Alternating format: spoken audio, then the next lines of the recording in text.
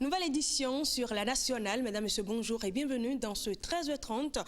Une édition que nous allons démarrer par la grosse actualité du jour. Le nouveau gouvernement s'est réuni ce mercredi pour le tout premier conseil des ministres. La séance présidée par le chef de l'État, Patrice Talon, a été l'occasion saisie par les membres de la nouvelle équipe pour passer en revue certains grands dossiers. Mais en attendant, l'essentiel à retenir de ces discussions, Renaud Akapo revient ici sur l'ambiance qui a prévalu ce matin au Palais de la Marina. C'est tout sourire que certains ministres ont vécu leur baptême du feu. Premier conseil des ministres après la formation du gouvernement, l'occasion était tout à fait indiquée pour livrer les premières impressions. Le temps est celui de l'administration de la justice, en vue de son indépendance, en vue de sa contribution au développement économique. C'est le cahier des charges. Tout repose sur le ministère de l'Enseignement supérieur. Beaucoup de réformes seront apportées avec l'appui de toute la population. C'est une diplomatie qui se veut dynamique, qui se veut nouvelle, c'est une diplomatie du nouveau départ. Les défis à relever sont de taille pour la nouvelle équipe. Mais ici, la détermination et l'engagement sont les maîtres mots. Nous nous emploierons à donner un réseau routier convenable et praticable aux Béninois. Nous allons assainir le port et lui donner un nouveau visage. Le défi est très grand en agriculture. Il faudrait pouvoir organiser les producteurs pour pouvoir, développer cette mécanisation. Comme je l'ai déjà annoncé, donner les mêmes chances d'accompagnement à toutes les fédérations.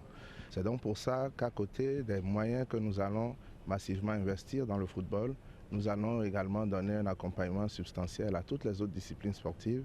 L'exercice n'est pas aussi nouveau pour les deux ministres d'État qui entendent créer une parfaite synergie au sein de la nouvelle équipe, et cela sous la houlette du chef de l'État.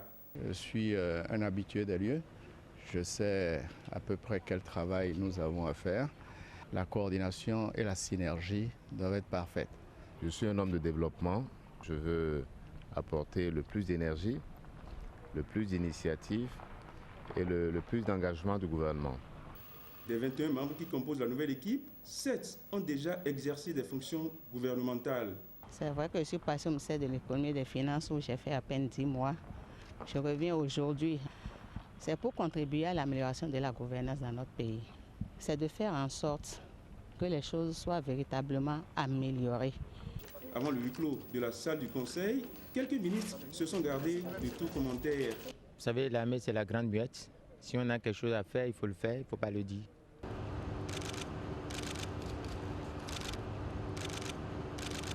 Premier conseil des ministres après la formation du gouvernement, occasion aussi de réaliser la traditionnelle photo de famille sur le perron du Palais de la Marina.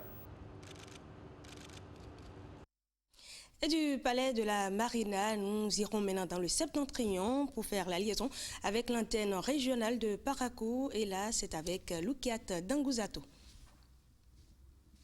De Parakou. C'est bien Fallon qui s'est bonjour à tous nos téléspectateurs et nous démarrons avec les pluies qui s'installent déjà dans la partie septentrionale du pays. Pour certains, ce sont des pluies communément appelées pluies pour le lavage des mangues et pour certains, ce sont des pluies précoces. Comment peut-on expliquer ces premières pluies enregistrées dans le nord Bénin, précoces ou bien dans les normes? Nestor Sella a cherché à le savoir. Suivez plutôt son reportage, il était avec Simon Vignon.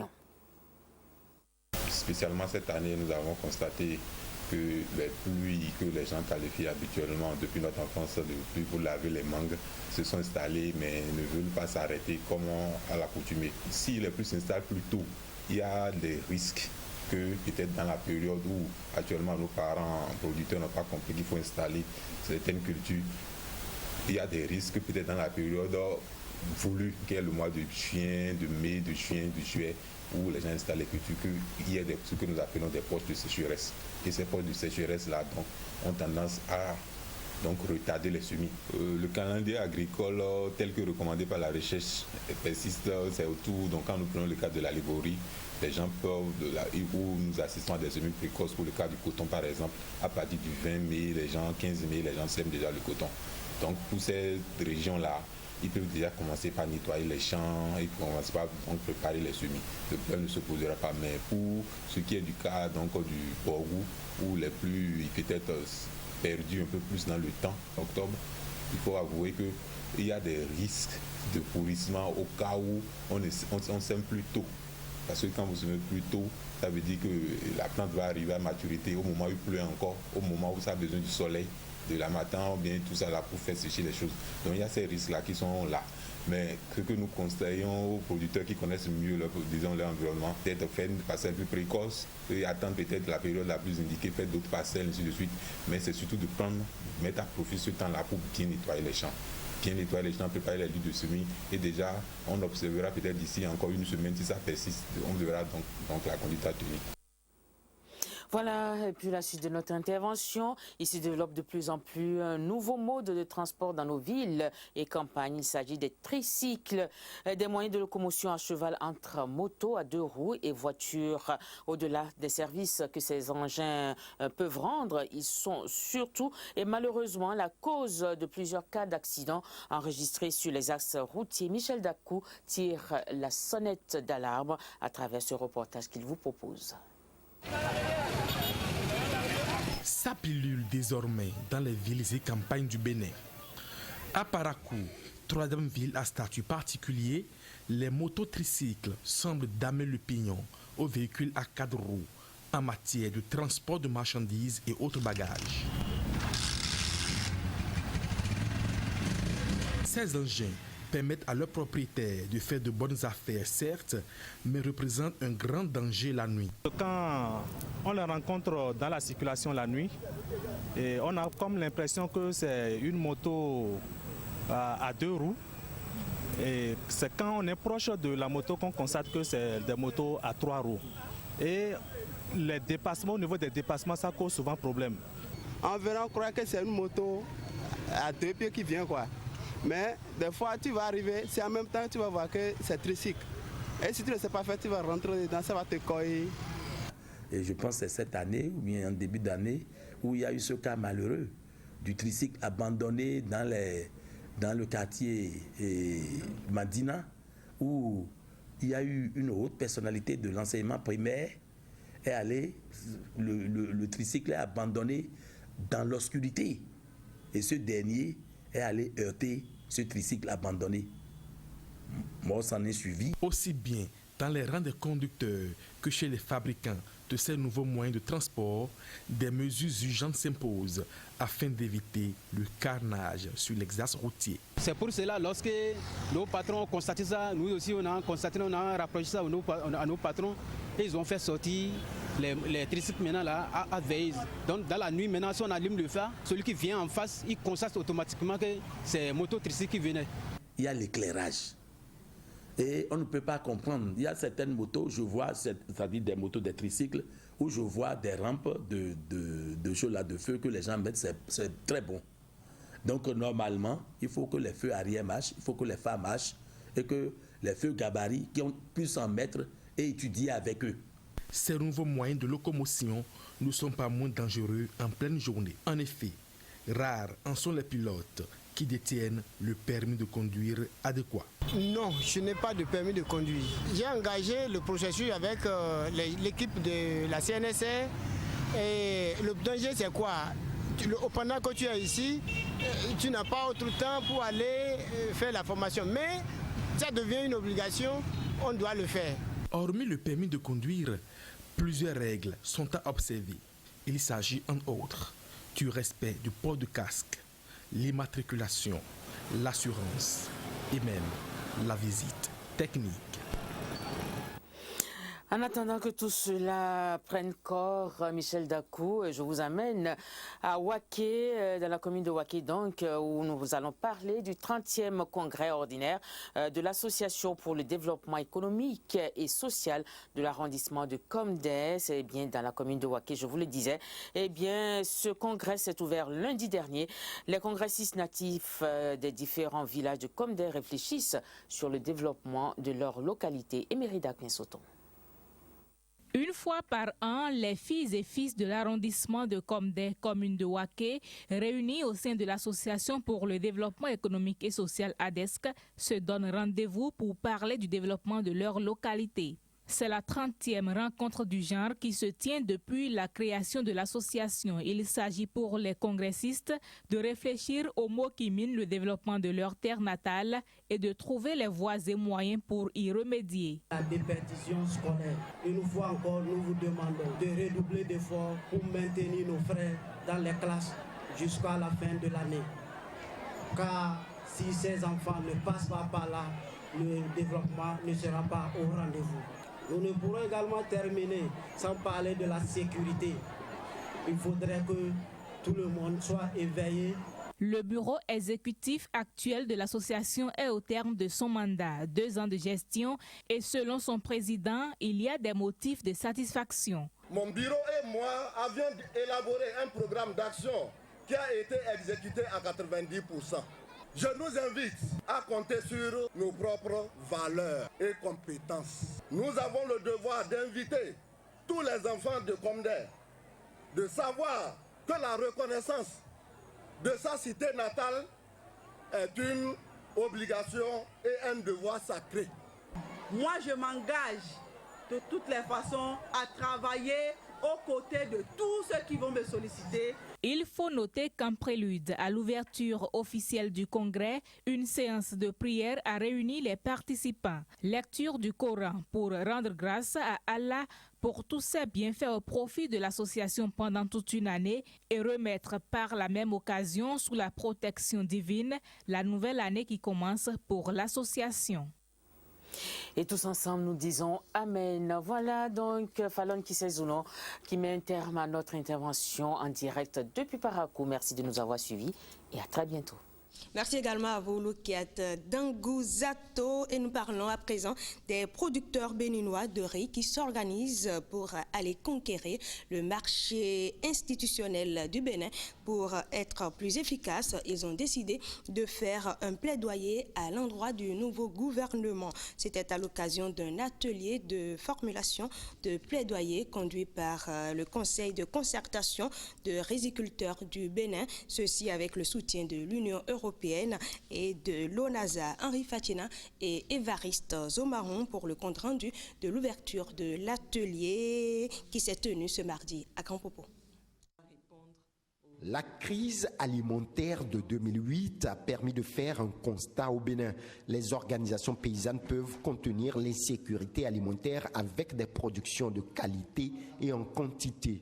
Après cette crise, l'on est passé à une forte production de riz qui nécessite un marché d'écoulement. Celui-ci tenu par l'État, à savoir les cantines scolaires et universitaires, les prisons et pourquoi pas le personnel étatique encouragé à ne consommer que local reste la cible privilégiée des producteurs de riz. Cet aliment fait partie des 13 cultures sélectionnées par l'État béninois pour la relance du secteur agricole. Vu l'enjeu, l'ONASA entend jouer sa partition. Le gouvernement a déjà pris des dispositions qui vont dans le sens de la promotion des produits locaux. Ce qui reste à faire, c'est le plaidoyer, c'est d'amener les acteurs en question à mettre en application ce décret. Et c'est pourquoi je dis que cet atelier vient à point nommé, parce que nous allons nous mettre ensemble. S'il faille que l'ONASA prenne le devant pour le plaidoyer, nous serons disposés, au nom de l'ONASA, je dis déjà qu'on est disposé à le faire, afin que nos producteurs ne soient pas découragés. Cet engagement porte haut la volonté des organisations paysannes produisant le riz à formuler des préoccupations en termes de plaidoyer à l'endroit du nouveau gouvernement béninois. C'est pour affiner ces formulations qu'ils ont décidé de se réunir à Grand Popo. Pour la concrétisation donc de cette rencontre, l'Union européenne a mis la main à la poche, espérant un listing de plaidoyer convaincant au terme de cet atelier de 2 jours. De Grand Popo, nous allons à Djakotomé où Étienne Toyingban est officiellement installé dans ses fonctions de maire de Djakotomé. La décision de la Cour suprême ayant annulé l'élection du premier maire a conduit le conseil communal à élire un autre maire pour diriger cette commune du département du Koufo. La cérémonie a rassemblé ce lundi cadres, autorités politiques et administratives. On fait le point avec Cyprien Lokosso. Étienne Toyingban a désormais la clé du développement de la commune de Djakotomé, juste après le cérémonial qu'il investit maire.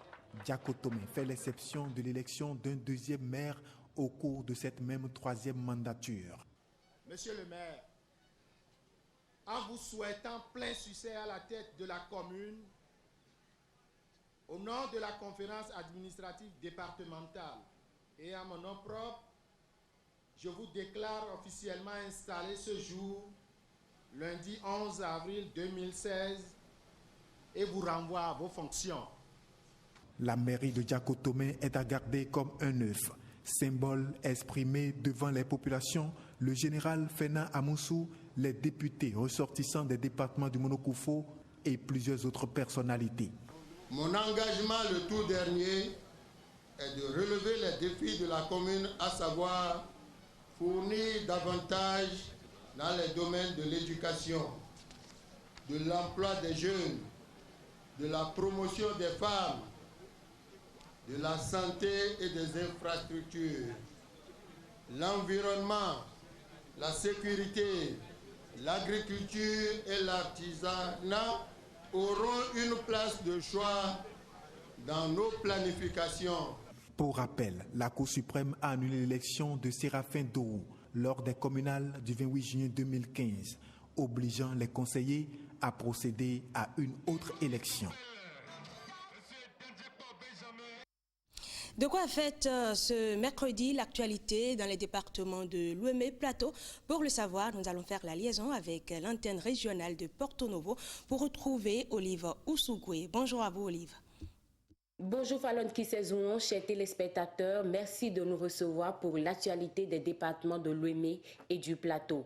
L'examen du CEP, certificat d'études primaires, démarre le 6 juin prochain.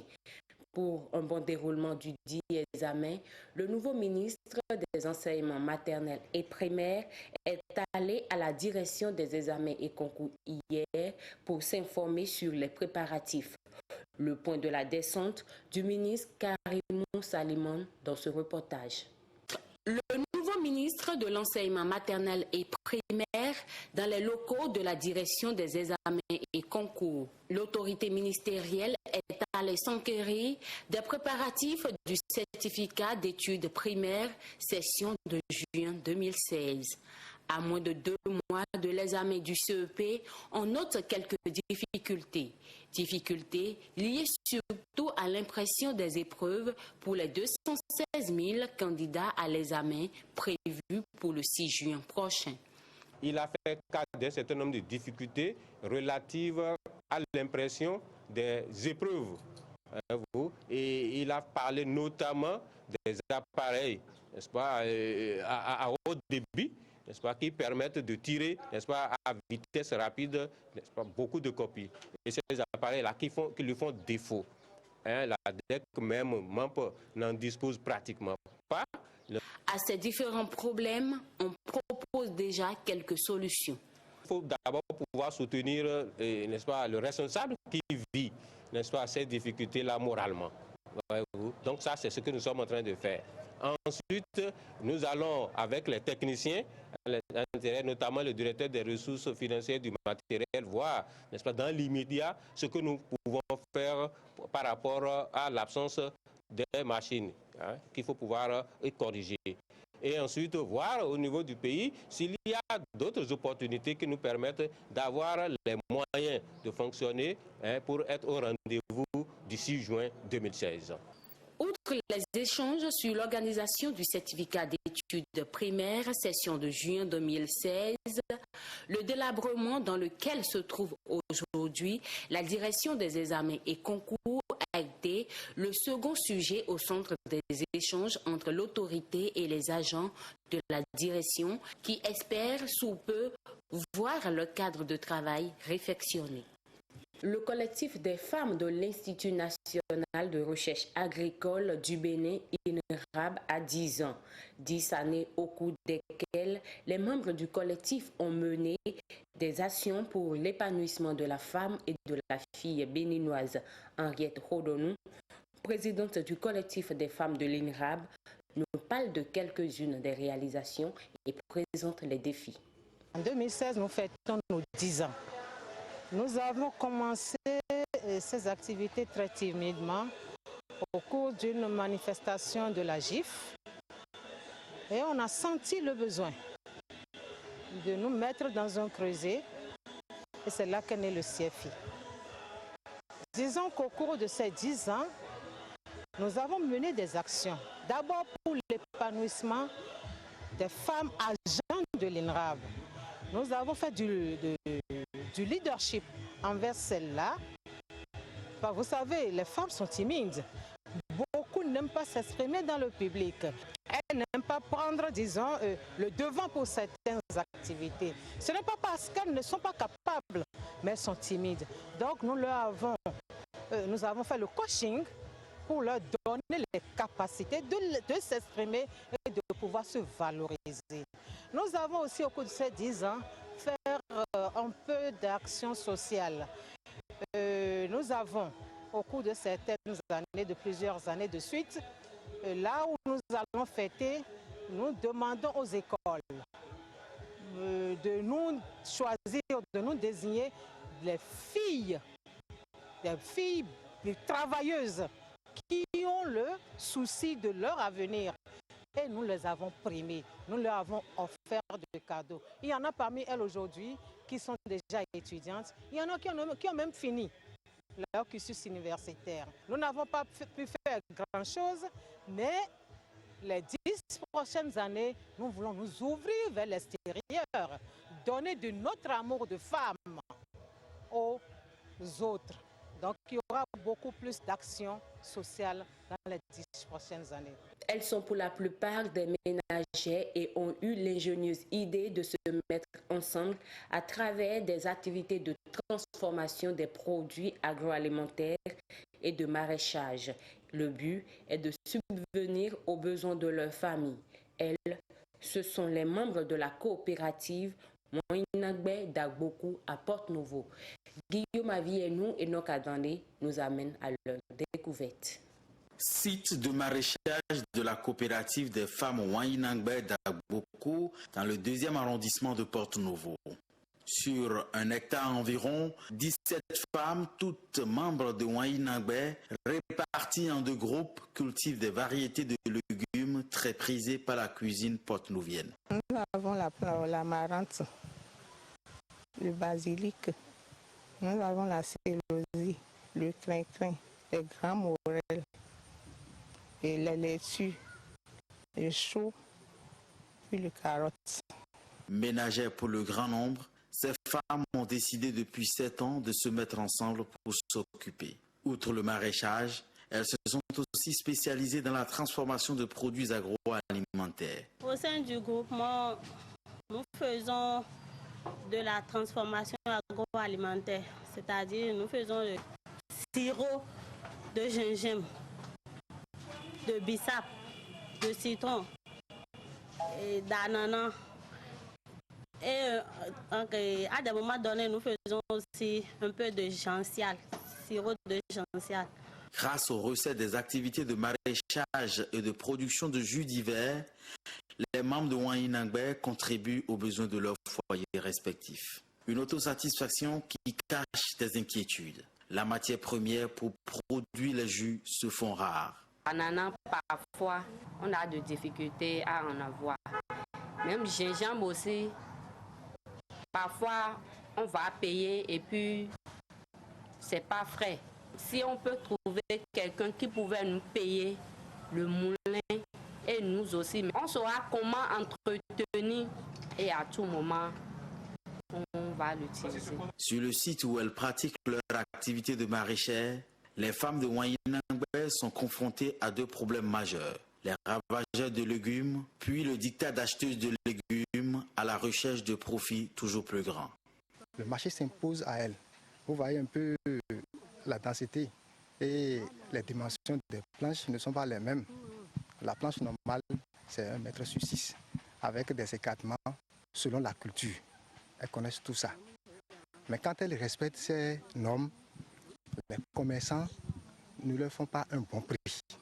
Avec des moyens rudimentaires, les membres de Ouayinangbe essayent de s'en sortir. Ces femmes qui ont bénéficié de plusieurs formations offertes par des structures d'accompagnement, à l'instar de la direction de la promotion des filières agricoles au Cardé Ouémé Plateau, ces femmes souhaitent moderniser leur matériel de travail. On a essayé avec la FAO de leur apporter un appui. Ça, il s'agit de quoi? À l'occasion de la journée mondiale de l'alimentation, et il y a qu'un certain nombre de groupements soumettent des micro-projets et la FAO étudie ces micro-projets, valide certains. Nous avons à l'occasion de l'une de ces journées fait valider le micro-projet que ce groupement a soumis, ce qui a permis à la FAO de mettre à leur disposition un certain nombre de bassines et des marmites pour pouvoir leur permettre d'assurer la transformation. Pour les prochaines années, Ouayinangbe veut augmenter ses capacités de production. Il demande alors plus de soutien. C'est sur ces images que nous mettons un terme à notre intervention. Merci de nous avoir reçus. Toutes nos excuses pour la qualité de ces éléments provenant depuis Porto Novo. Toutes nos excuses donc, et c'est avec ça que nous allons mettre fin à cette édition. Merci de l'avoir suivi. Très bel après-midi à vous.